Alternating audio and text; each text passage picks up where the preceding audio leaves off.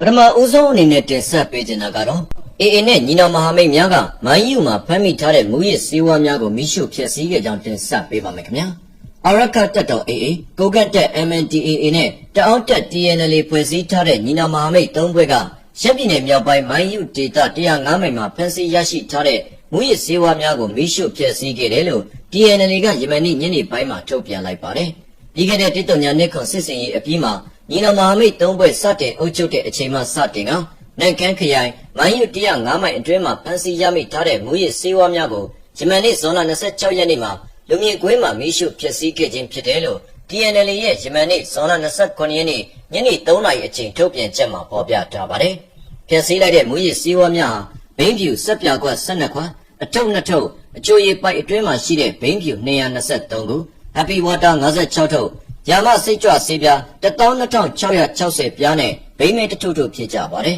။ညီနောင်မဟာမိတ်၃ဘွဲဟာဇွန်လ26ရက်နေ့မှာကြာရောက်ခဲ့တဲ့အပြည်ပြည်ဆိုင်ရာမူရစ်စေဝါတိုက်ဖြတ်ရေးနှင့်အထင်အမှတ်အနေနဲ့ထိုမူရစ်စေဝါများကိုမိရှုဖျက်ဆီးခဲ့ခြင်းဖြစ်ပါတယ်။အဆိုပါမူရစ်စေဝါများဟာကျပ်သိန်း300ကျော်တန်ဖိုးရှိတယ်လို့လည်းမိုင်းယူသတင်းဌာနကထုတ်ပြန်ထားပါတယ်။ဒေသခံများအနေနဲ့မိမိပတ်ဝန်းကျင်မှာမူရစ်စေဝါရောင်းဝယ်သုံးစွဲမှုများကိုတွေ့ရှိပါကအုပ်ချုပ်ရေးကော်မတီရုံးကိုသတင်းပို့တိုင်တန်းပြီးပူးပေါင်းပါဝင်ပေးကြပါရန်တာဝန်ရှိသူများကပြောဆိုခဲ့ကြောင်းလည်းသိရှိရပါတယ်။ညီနောင်မဟာမိတ်၃ဘွဲဟာမူဆက်105မိုင်မိုင်းယူဒေသကိုတစ်တုံညာနှစ်ခွန်စစ်စင်ရေးနဲ့အတူသိမ်းပိုက်ထားခဲ့ပါတယ်ခင်ဗျာ။နောက်ထပ်သိရှိရတဲ့သတင်းကတော့ထိန်းချုပ်နယ်မြေများအားလုံးမှာ KTV များပိတ်ရန် KIO ညွှန်ကြားခဲ့ကြောင်းတင်ဆက်ပေးပါမယ်ခင်ဗျာ။ကချင်လွတ်လပ်ရေးအဖွဲ့ KIO နဲ့ကချင်လွတ်မြောက်ရေးတပ်မတော် KIA ထိန်းချုပ်နယ်မြေများအားလုံးမှာ KTV နဲ့နိုင်ကလပ်များပိတ်ရန်ညွှန်ကြားထားကြောင်းKIO KIA ပြန်ကြားရေးတာဝန်ခံဗိုလ်မှူးကြီးနော်ဘူကပြောဆိုပါတယ်။အဓိကမူရစ်စေဝါပါ KTV တို့နိုင်ကလပ်တို့ဘားတို့မှာကအပျော်အပါးကများနေတယ်။လူငယ်တွေလည်းပျက်စီးတာများနေတယ်။သူတို့အမြဲသုံးနေတာကတော့မူရစ်စေဝါတွေသုံးနေတာတွေ့တယ်။ဒါကြောင့်ပိတ်လိုက်တာဖြစ်ပါတယ်လို့ဗိုလ်မှူးကြီးနော်ဘူကပြောပါတယ်။ KTV နဲ့နိုင်ကလပ်များပိတ်ရန်စတင်ညွှန်ကြားထားဒီမှာဒေသတစ်ခုနဲ့တစ်ခုအချိန်မတူညီပေမဲ့လည်း KIA ထင်းချုပ်ဒေသများအားလုံးမှာရဲအကန့်အသတ်မရှိပိတ်ရန်ညွှန်ကြားထားကြောင်းဆိုပါတယ်။ KIO ဌာနချုပ်ရှိရာလိုင်ဇာပတ်ဝန်းကျင်မှာပိတ်ထားတီမှာတလခန့်ကြာမြင့်ပြီဖြစ်ပြီးမိုင်းချရန်ဘက်မှာလည်းလက်တလော KTV ပိတ်ထားပြီဖြစ်ကြောင်းသိရှိရပါတယ်။ဖားကန်ဒေသမှာတော့ယခုဇွန်လကုန်မှစတင်ကပိတ်ရမယ်လို့သိရှိရပါတယ်။ KIO ရဲ့ဇွန်လ22ရက်နေ့ထုတ်ပြန်တဲ့ညွှန်ကြားချက်အမိန့်စာမှာထိန်းချုပ်နယ်မြေအတွင်းမူရစ်စေဝါကင်းစင်ပပျောက်ရန်မူဝါဒများချမှတ်ကအဆင့်ဆင့်လှုပ်ဆောင်နေပြီးမူရစ်စေဝါပပျောက်ရေးကော်မတီများရဲ့တင်ပြလာချက်အရ KTV များမှာအိမ်တော်တဲ့အမျိုးသားအမျိုးသမီးလူငယ်ကျောင်းသားကျောင်းသူများစုဖွဲ့ကမူရစ်စေဝါတုံးဆွဲဖြန့်ဖြူးခြင်းများလှုပ်ဆောင်နေတဲ့အတွက်မူရစ်စေဝါကြောင့်အကျင့်စာရိတ္တပျက်စီးသူများလာကမိသားစုတွင်အိမ်တော်ရေးပြဿနာများအမျိုးမျိုးဖြစ်ပေါ်လာတဲ့အတွက်ကြောင့် KTV ဆိုင်များအားလုံးကိုပိတ်ရန်ညွှန်ကြားလိုက်ကြောင်းပါရှိပါတယ်။ကချင်လွတ်မြောက်ရေးတပ်မတော် KIA ဟာ2021ခုနှစ်နောက်ပိုင်းမှာအာဏာရှင်တော်လှန်ရေးထိုးစစ်အတွင်းကချင်ပြည်နယ်မှဆွမ်ပရာဘွန်အင်ဂျန်ယန်စတုံးချီဖွေစော့လော်ဖီမော်ပန်ဝါဒေါ်ဖုံးယန်စင်ဘုံမြို့လမိုးမောက်နဲ့လွယ်ကျင်မြို့နဲ့ရှမ်းမြောက်မှမဘိမ်းမြို့နက်ဘက်ကမြို့တို့ကိုတင်းယူထားပြီးလက်ရှိမှာဖားကတ်နဲ့ဗမော်မြို့တို့မှာတိုက်ပွဲဖြစ်ပွားလျက်ရှိပါတယ်ခင်ဗျာဆက်လက်တင်ဆက်ပေးမယ့်သတင်းကတော့နောင်ချိုတိုက်ပွဲပြင်းထန်စစ်ကောင်စီတပ်ထိခိုက်မှုများဟု DPLA ပြောစစ်တပ်ကပြင်ဦးလေစစ်တပ်ကတို့ကျောင်းတွေကဘူလောင်းတွေနဲ့ရဲတပ်ရင်းတွေကရဲတွေကိုပါထုတ်ပြီးတုံးပြနေတယ်လို့ဆိုကြကြောင်းတင်ဆက်ပေးပါမယ်ရှမ်းပြည်နယ်မြောက်ပိုင်းကနောင်ချိုမြို့နယ်မှာဒီကနေ့တနေ့ကုန်တိုက်ပွဲပြင်းထန်နေပြီးစစ်ကောင်စီတပ်ထိခိုက်မှုများပြားနေတယ်လို့ဒနုပြည်သူလွတ်မြောက်ရေးတပ်တော် DPLA ရဲ့ပြောရေးဆိုခွင့်ရှိသူကပြောပါတယ်စစ်ကောင်စီတပ်ဟာနောင်ချိုမြို့ထိုးစစ်အတွက်ပြင်ဦးလွင်မြို့မှာရှိတဲ့စစ်တပ်ကတို့ကျောင်းတွေကဗိုလ်လောင်းတွေနဲ့ရဲတပ်ရင်းတွေကရဲတွေကိုပါထုတ်ပြီးအသုံးပြုနေတယ်လို့ DPLA ရဲ့ပြောရေးဆိုခွင့်ရှိသူကပြောပါတယ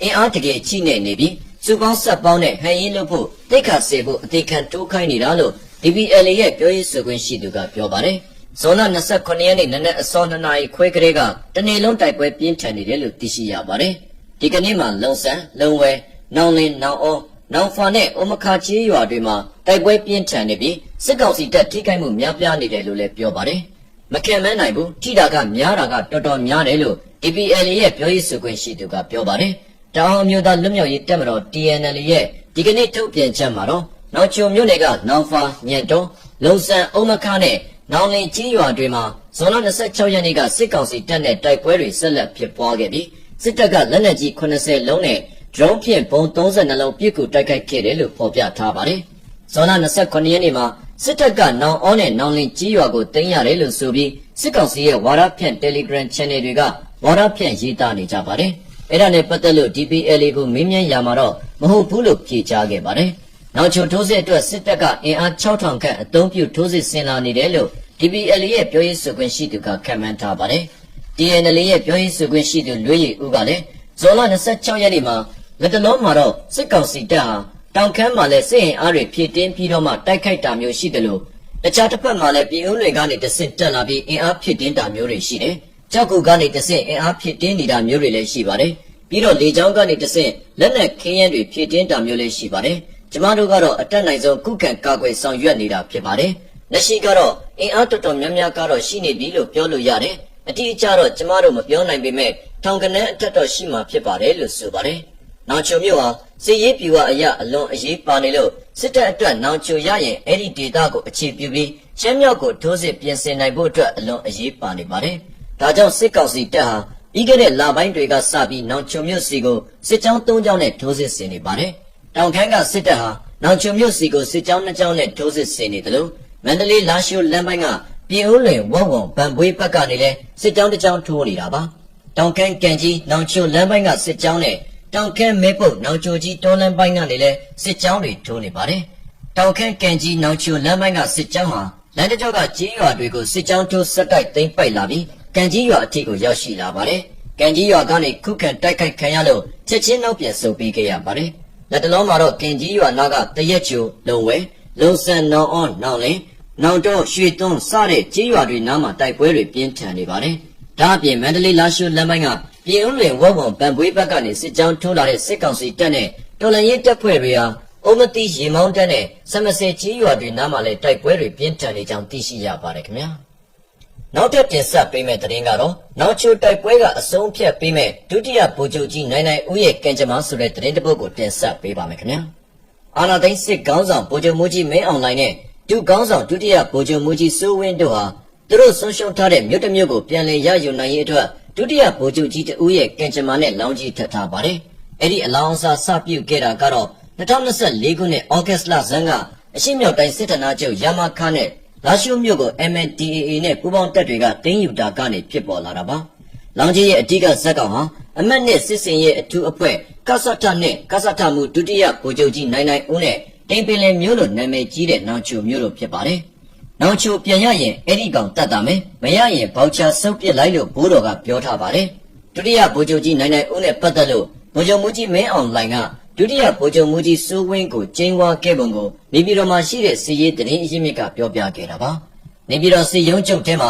ထိုဖြစ်ရရဲ့အစဟာမြောက်ပိုင်းမဟာမိတ်၃ဘွဲ့ရဲ့132နှစ်ခေါ်စစ်စင်ရေးနဲ့တိုက်ရိုက်သက်ဆိုင်နေပါတယ်။2023ခုနှစ်အောက်တိုဘာလ29ရက်နေ့ကစတင်ခဲ့တဲ့အဲ့ဒီစစ်စင်ရေးအတွင်းမှာရှမ်းပြည်နယ်မြောက်ပိုင်းကမြို့နယ်တွေစစ်ကောင်စီအုပ်ချုပ်မှုကနေဇက်တိုက်လက်လွတ်ရပြီးတဲ့နောက်နေပြည်တော်ကဗိုလ်ချုပ်ကြီးတွေအယူမီဝိုင်းခဲ့တာပါ2024ဩဂတ်လ3ရက်နေ့မှာ MNDAA နဲ့မဟာမိတ်တွေကအရှေ့မြောက်တိုင်းစစ်ဌာနချုပ်ရမခကိုအပြီးတိုက်ယူပြီးလာရှိုးမြို့ကိုသိမ်းယူလိုက်ခြင်းဖြင့်စစ်အုပ်စုကိုအရှက်ခွဲလိုက်ပါတယ်စစ်တပ်အာဏာစသိမ်းခဲ့တဲ့1960နောက်ပိုင်းတစ်လျှောက်မှာတိုင်းစစ်ဌာနချုပ်တစ်ခုကိုပထမဆုံးအကြိမ်လက်လွတ်ခဲ့ရခြင်းဖြစ်ပါတယ်ရမခတိုင်းမူဗိုလ်မှူးချုပ်2ဦးအပြင်စစ်ကောင်စီအရာရှိအများအပြားနဲ့အတူစစ်တုံးပန်းထောင်ချီကို MNDAA ကဖမ်းဆီးလိုက်ပါတယ်အရှိုက်တိသွားတဲ့စစ်ဗိုလ်ချုပ်ကြီးတွေရဲ့မျက်နှာကို MNDAA လက်ထဲကနေအသစ်ဆက်ဆက်စစ်တုံးပန်း2ဦးကလည်းအိုးမဲတုတ်လိုက်ပါသေးတယ်ခင်ဗျာထပ်မံတင်ဆက်ပေးခြင်းတဲ့သတင်းကတော့နိုင်ငံတကာစီးပွားရေးပိတ်ဆို့ခံထားရတဲ့ရုရှားနိုင်ငံကဦးဆောင်ထားတဲ့ Eurasian Economic Union EAEU မှာအဖွဲ့ဝင်နိုင်ငံဖြစ်ခွင့်ပေးရန်အပြည်ပြည်ဆိုင်ရာရဲ့တန်ခတ်မှုခံရတဲ့မင်းအောင်လှိုင်ကပန်ကြားခဲ့ကြောင်းတင်ဆက်ပေးပါမယ်ခင်ဗျာနိုင်ငံတကာစီးပွားရေးပိတ်ဆို့ခံထားရတဲ့ရုရှားနိုင်ငံကဦးဆောင်တဲ့ Eurasian Economic Union EAEU မှာအဖွဲ့ဝင်နိုင်ငံဖြစ်လို့ကြောင်းအပြည်ပြည်ဆိုင်ရာရဲ့အရေးယူတန်ခတ်မှုခံရတဲ့မင်းအောင်လှိုင်ကထုတ်ဖော်ပြောဆိုခဲ့ပါတယ်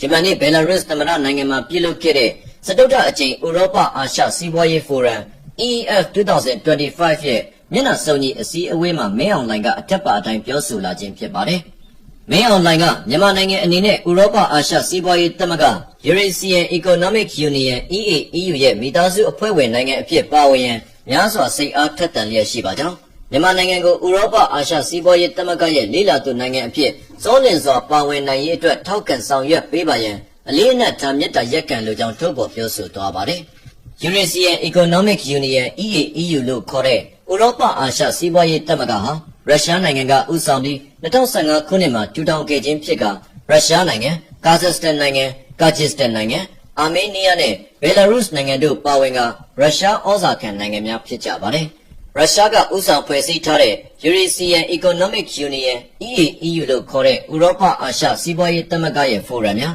အစည်းအဝေးများနဲ့သဘောတူညီချက်များမှာအမေရိကန်၊ဥရောပသမဂ္ဂအဖွဲ့ဝင်နိုင်ငံအများစုကပါဝင်ခြင်းမပြုကြဘဲပူးပေါင်းဆောင်ရွက်ခြင်းနဲ့မပြုလုပ်ကြကြောင်းနိုင်ငံတကာသတင်းများအရသိရှိရပါတယ်။ယခုအခါယူကရိန်းကိုရုရှားကကျူးကျော်စစ်ပွဲဆင်နွှဲခဲ့မှုကြောင့်ရုရှားနိုင်ငံကိုအမေရိကန်နဲ့ဥရောပသမဂ္ဂအပါအဝင်စီးပွားရေးအင်အားကြီးအနောက်နိုင်ငံကြီးများကစီးပွားရေးပိတ်ဆို့ထားပြီးရင်းစီးပွားရေးပိတ်ဆို့မှုများကိုကျော်လွှားနိုင်ဖို့အတွက်ရုရှားနိုင်ငံကနည်းလမ်းအမျိုးမျိုးနဲ့ကြိုးစားရုန်းကန်နေရကြောင်းနိုင်ငံတကာသတင်းများကဆိုကြပါတယ်ခင်ဗျာ။နောက်ထပ်သိရှိရတဲ့သတင်းကတော့ဟော်ဆန်နဲ့ပြောကြားခဲ့တဲ့အတန်ဖိုင်ပေါက်ကြားမှုနဲ့ထိုင်းဝန်ကြီးချုပ်စစ်ဆေးခံရမှာဖြစ်ကြောင်းတင်ဆက်ပေးပါမယ်ခင်ဗျာ။ထိုင်းကမ်ဘောဒီးယားနယ်စပ်အငြင်းပွားမှုနဲ့ပတ်သက်ပြီးထိုင်းဝန်ကြီးချုပ်ပေတုံတန်ရှင်နာဝတ်နဲ့ကမ်ဘောဒီးယားနိုင်ငံအကြီးအကဲဟွန်ဆန်တို့အလွတ်တဘောပြောဆိုဆွေးနွေးတဲ့အတန်ဖိုင်ဟာလူမှုကွန်ရက်မှာပေါက်ကြားသွားပြီးတဲ့နောက်ဝန်ကြီးချုပ်ပေတုံတန်မှာအပြစ်ရှိမရှိလာမယ့်ဇူလိုင်လ1ရက်နေ့မှာအခြေခံဥပဒေတရားရုံးကစစ်ဆေးမယ်လို့ထိုင်းသတင်းတွေမှာဖော်ပြထားပါတယ်။ဝန်ကြီးချုပ်ရဲ့ပြောဆိုချက်တွေဟာနိုင်ငံရဲ့လုံခြုံရေးအချုပ်အခြာအာဏာကိုထိပါစေပြီးနိုင်ငံတော်အကြီးအကဲကျင့်ဝတ်ချိုးဖောက်ရာရောက်တယ်။ထိုင်းနိုင်ငံရဲ့တိတ်ခါထိုင်းစစ်တပ်ရဲ့တိတ်ခါကိုကျဆင်းစေတယ်။ဒါကြောင့်ထိုင်းဝန်ကြီးချုပ်ပေတုံတန်အနေနဲ့ယာရုကနှုတ်ထွက်ပေးဖို့ဒါမှမဟုတ်လွတ်တော်ကိုဖျက်သိမ်းဖို့အထက်လွတ်တော်ဥက္ကဋ္ဌနိုင်မွန်ကွန်ဆူရီယာစัจ जा ဦးဆောင်တဲ့အထက်လွတ်တော်အမတ်36ယောက်ကဇွန်လ19ရက်နေ့မှာအခြေခံဥပဒေတရားရုံးကိုတိုင်ကြားခဲ့တာဖြစ်ပါတယ်။ဒီကိစ္စနဲ့ပတ်သက်ပြီးအခြေခံဥပဒေတရားရုံးခွန်တရားသူကြီးဥက္ကဋ္ဌနိုင်နဲ့ကလင်းမိတ်ဒရိုင်းရက်ကတိုင်ကြားချက်ပါအချက်လက်တွေကိုမစစ်ဆေးရသေးပါဘူး။တိုင်ကြားချက်ကိုလက်ခံမယ်မခံဘူးဆိုတာလာမယ့်ဇူလိုင်လ1ရက်နေ့မှာခွန်တရားသူကြီးအဖွဲ့ကဆုံးဖြတ်မယ်။တိုင်ကြားချက်ဥပဒေပုံမှန်တွေနဲ့ကိုက်ညီခြင်းရှိမရှိစစ်ဆေးရအောင်မှာဖြစ်ပါတယ်။ဒီအမှုအတွက်ရင်လေးမိပေမဲ့တာဝန်ဝတ္တရားရှိတဲ့အတိုင်းတော့ထမ်းဆောင်ရမယ်လို့ဇွန်လ24ရက်နေ့အစည်းအဝေးတစ်ခုမှာထည့်သွင်းပြောကြားထားပါတယ်။အခြေခံဥပဒေတရားရုံးကအမှုကိုလက်ခံလိုက်ပါကတိုင်ကြားခံရသူဝန်ကြီးချုပ်ပေတုံတန်အနေနဲ့တာဝန်ဝတ္တရားကနေယာယီရက်စဲခံရပွဲရှိပါတယ်။ဝန်ကြီးချုပ်ပေတုံတန်အပေါ်အရေးယူပေးဖို့ကိစ္စကိုတခြားအဖွဲ့အစည်းနဲ့လူပုဂ္ဂိုလ်တို့ကလည်းထိုင်းနိုင်ငံအဂတိလိုက်စားမှုတိုက်ဖျက်ရေးကော်မရှင်ရွေးကောက်ပွဲကော်မရှင်နိုင်ငံရေးသမားများရာဇဝတ်မှုဆိုင်ရာတရားရုံးစတဲ့ဌာနတွေကိုလည်းတိုက်တန်းထားတာတွေရှိနေပါတယ်။မေလ28ရက်နေ့ကအလွတ်တဘောဆွေးနွေးတဲ့အတန်ဖိုင်တဲမှာဝန်ကြီးချုပ်ပေတုံတန်ကထိုင်းစစ်တပ်အမတ်နဲ့စစ်တိုင်းမှုဟာအစိုးရနဲ့ဆန့်ကျင်ဘက်ကဖြစ်ကြောင်းကမ်ဘောဒီးယားခေါင်းဆောင်ဟွန်ဆန်လိုအပ်တာတွေကိုဆောင်ရွက်ပေးမယ့်အကြောင်းပြောဆိုထားတာကြောင့်ထိုင်းနိုင်ငံရေးလူမှုရေးနဲ့လူထုတွေကြားမှာမကြည်မချမ်းတွေဖြစ်ပေါ်ခဲ့တာပါ။ထိုင်းဝန်ကြီးချုပ်ပေတုံတန်ကတော့အဆိုပါပြောဆိုမှုတွေဟာဆွေးနွေးညှိနှိုင်းရမှာအောင်မြင်စေဖို့ပရိယေ300တာလို့ပြောပါတယ်။အဲဒီအတွက်အမတ်နဲ့စစ်တိုင်းမှုကိုဖုန်းထဲကနေရောလူကိုယ်တိုင်မှတွားရောက်တောင်းပန်ခဲ့ပါတယ်။ထိုင်းပြည်သူတွေအားလုံးကိုလည်းသတင်းစာရှင်းပြီးတောင်းပန်ခဲ့ပါတယ်။ကမ်ဘောဒီးယားခေါင်းဆောင်ဟွန်ဆန်ကတော့အဲ့ဒီအတန်ဖိုင်ကိုသူကစလွင့်ခဲ့တာမဟုတ်ပဲရင်းနှီးသူလူပေါင်း80စီကိုသာဖြန့်ဝေခဲ့တာလို့ပြောပါတယ်။အတန်ဖိုင်ပြဿနာတက်ပြီးတဲ့နောက်ထိုင်းကမ်ဘောဒီးယားနယ်စပ်အရေးပြည်လေခြင်းမရှိပဲနှစ်ဖက်ဂိတ်တွေပိတ်ပင်တဲ့အထိတင်းမာနေပြီးဟွန်ဆန်ကတပ်စင်းရဲ့သမီးပေထုံတန်ကြောင့်သူ့ဖခင်နဲ့ခင်မင်ရင်းနှီးမှုပြတ်ပြဲခဲ့ရတယ်လို့ပြောပါတယ်။ယမန်နေ့ဇွန်လ29ရက်နေ့မှာလည်း live လွှင့်ပြီးထိုင်းဝန်ကြီးချုပ်ဟာလာမယ့်3လအတွင်းပြုတ်ကျပွဲရှိတယ်။သူ့အနေနဲ့လာမယ့်ဝန်ကြီးချုပ်အသစ်နဲ့ပဲပြောဆိုဆွေးနွေးမယ်။သူဟာထိုင်းနိုင်ငံအပေါ်မှာအကျွေးမတင်ဘူး။တပ်စင်းနဲ့သူ့ညမရင်လက်သူသမီးပေထုံတန်တို့မှသာသူ့ကျေးဇူးတွေရှိတယ်။အဲ့ဒီအခြေအနေကိုစောင့်ကြည့်ပြီးတပ်စင်းရဲ့ထိုင်းဘရင်ကြီးအပေါ်ကိုစော်ကားတဲ့အတုံးအနှုံးတွေနေကောင်းပါလျက်လူမမာဟန်ဆောင်တဲ့အကြောင်းတွေဖွင့်ရမယ်လို့ပြောပါတယ်။ကမ်ဘောဒီးယားတပ်မတော်မှာထိုင်းမြို့တော်ဘန်ကောက်ကိုပြစ်ခတ်နိုင်တဲ့အထိခေတ်မီလက်နက်ကောင်းတွေရှိပေမဲ့ငြိမ်းချမ်းစွာဆွေးနွေးခြင်းလို့မလုပ်သေးဘူး။နေနေကျူးကျော်ကိစ္စထိုင်းဘက်ကမှန်ကန်ရင်ဘာကြောင့်အပြည်ပြည်ဆိုင်ရာတရားရုံးမှာရင်ဆိုင်ရမှာကိုတွန့်ဆုတ်နေရတယ်လေ။စသဖြင့်3နာရီကြာ live link ပြောကြားသွားပါတယ်ခင်ဗျာ။ဟုတ်ကဲ့ပါအခုလိုသတင်းများကိုနားဆင်ကြည့်ရှုပေးခဲ့တဲ့အတွက်အထူးပင်ကျေးဇူးတင်ရှိပါတယ်။